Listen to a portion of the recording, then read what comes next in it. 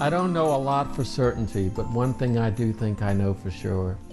I love Christmas, and I think most of us probably do. I won't go so far as to say it's the favorite day of the year, but it sure brings about incredible memories and a sense of longing, sense of closeness to one another. Just a time of year when we really do feel that goodwill towards all, even though we know that it's like everything else in life, sometimes short-lived.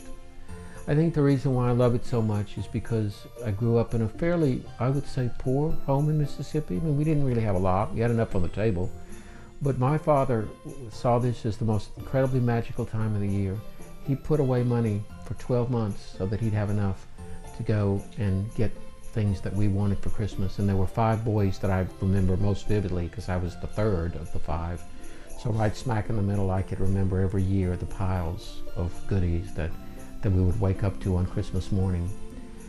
But as I've gotten older, I've also had to reflect that that really wasn't just what Christmas was about at all. And I've really done an injustice to my mother, because she spent the Christmas holidays, and in fact, long hours before the day ever came, in the kitchen preparing, baking, making divinity. And living in Mississippi Delta was always a question of whether the humidity was going to be in her favor or against her that year. The brownies, the Lebanese cookies, the cabbage rolls, the grape leaves, I mean, there was just food everywhere that would last for weeks. In fact, neighbors couldn't wait to come over and to share in that. And it was my mother's gift. It's what she thrived on, being able to take that time to spend, so that when Christmas came, she would collapse. We never thought at the time there was anything to that, but now I look back and see why she did, because she was literally exhausted from giving. So it's made me realize that Christmas really isn't about piles of things always, and it's not about going out and shopping for things, that there is a spirit of Christmas that draws forth from us a kind of a creative spirit, a spirit that wants to give more of ourselves and not just of our fortune or our holdings, which is sometimes what we get caught up with in this consumeristic driven value system we live in.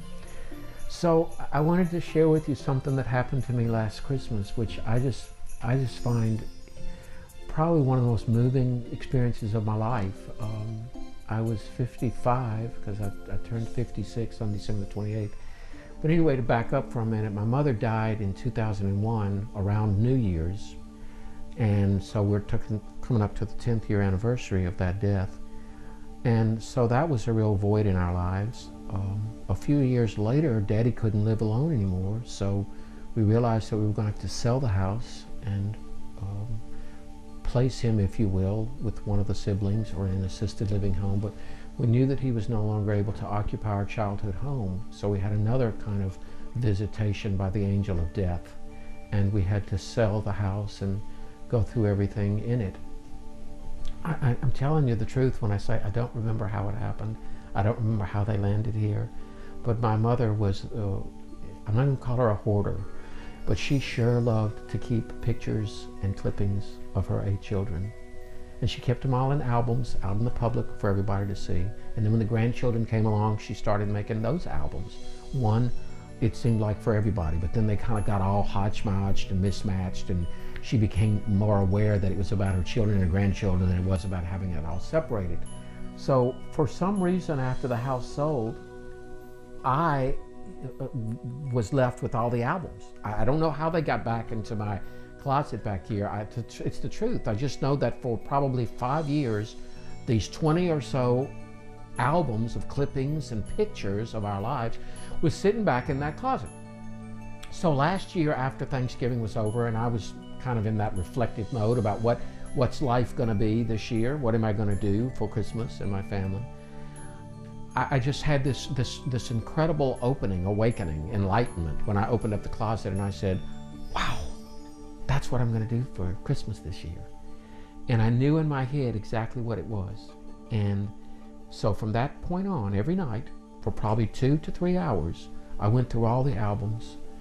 I thought about the memories, walked through life with my brothers, sisters, nieces, and nephews, and I stacked piles all over the house. No way to have a party. The house was taken. The floor had become the earth for something new. And I was creating all these piles, and you probably think, well, what took you so long to do it? Well, it sounds easy, except that there were some pictures that had 2 or 3 siblings in it, or some clippings that were stories about maybe 2 or 3 of the nieces and nephews. And so I was like, oh, well, who gets this and who gets that, and how do I evenly divide it and make sure it's fair? And so I had to kind of plow through all this and make sure the stacks were even, and yet I didn't kind of overdo or underdo someone. So anyway, it became this chore, as my mother would say, of love. And then when it came time to package them all, I realized, why would I go buy new albums? I had the albums. And what was wrong with the fact that they were old? They were known very well to all the members of the family, and it was almost like putting on an old shoe. So I found an album for each person, and I put the album together. So I wrapped them up, sent them on the shipping, making sure they'd get it before. And I asked in the card, I asked everybody to do me one favor, and that was to wait until the end of the gift opening before they would open this. Because I'll tell you, if there's one thing I dislike about this culture, if I may speak boldly, it's that we give so many gifts, we don't even take time to really savor the one we're opening. We are moving from gift to gift, and I think that's tragic. So I asked my family not to do that with this, to make this the last gift so that they could say, I've got nothing else to open, and maybe I'll sit with this for a few minutes and let it speak to me. Because I knew in that gift that it was going to be a mixed blessing. I knew that when they would open up that, they would say thank you, and yet at the same time they would probably look back on some of those pictures and maybe feel the pain of 3rd grade, or maybe feel the insecurities of that senior prom picture, when they wondered, oh my God, did I really look like this? Or maybe read a clipping that Mama had kept, and they would say, wow, she thought that much of me, that meant something to her. And it'll stop us in our tracks and give us pause to wonder, not only that it was their life before them, but that it was my mother's spirit with them, that somehow she was still alive in that gift. And I wanted them to explore again that relationship that she had, because so often we don't even realize what our mom and dads think are important until they're long gone, and we say, wow, that meant something to her.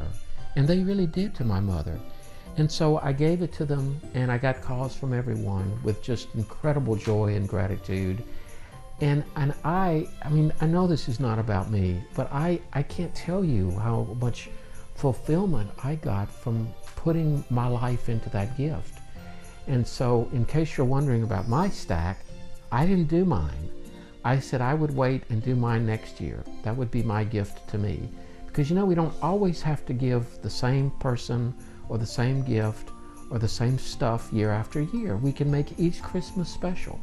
So this year, I'm going to pull out all the stuff of my life, and I'm going to sit and I'm going to reminisce on my life and on the life that my mother gave me 57 years ago, soon to be.